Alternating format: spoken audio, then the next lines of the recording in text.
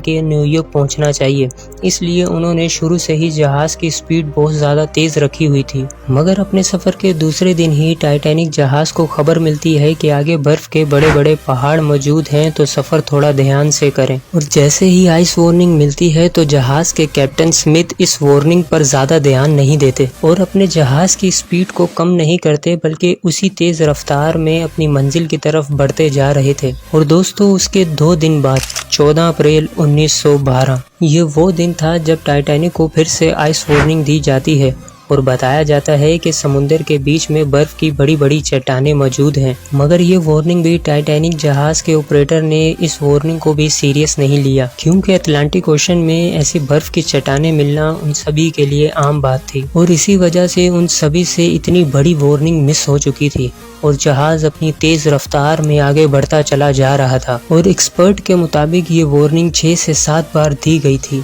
मगर ये जहाज अपनी उसी तेज रफ्तार में आगे बढ़ता चला जा रहा था। अब रात हो चुकी थी और सर्दी और धुंध की वजह से विजिबिलिटी भी कम हो गई थी।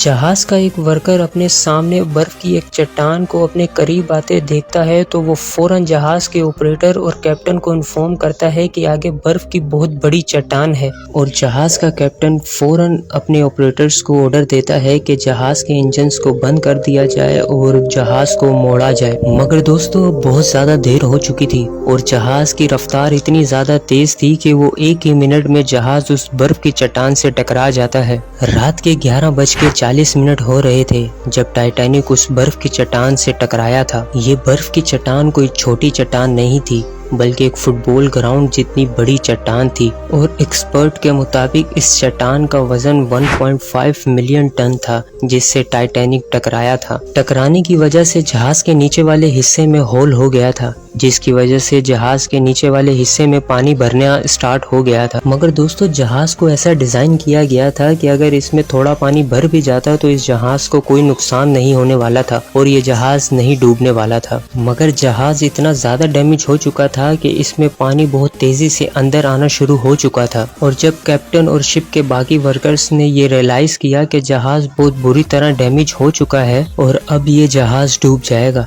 तो कैप्टन स्मिथ ने अपने ऑपरेटर से फौरन ऑर्डर किया कि रेडियो से सिग्नल भेजा जाए ताकि अगर कोई आसपास शिप होगी तो वो आकर हमको बचा लेगी।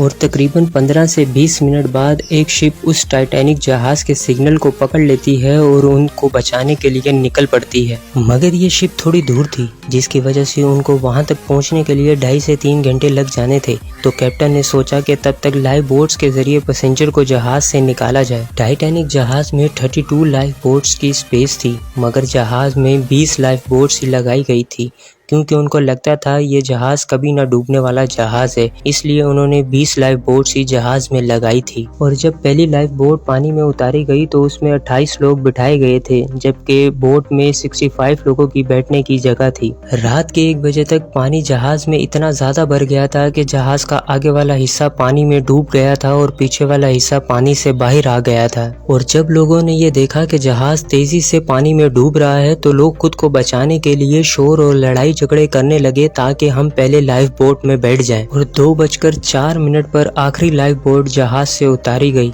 मगर टाइटैनिक जहाज में अभी भी 1500 लोग मौजूद थे। और रात के 2:20 में जहाज 2 हिस्सों में टूट गया और जहाज 2 घंटों में ही पूरी तरह पानी के अंदर डूब गया। और जहाज के साथ साथ वो 1500 लोग भी डूब गए, क्योंकि वहाँ का टेम्परेचर -2 डिग्री सेंटीग्रेड था और सर्दी की वजह से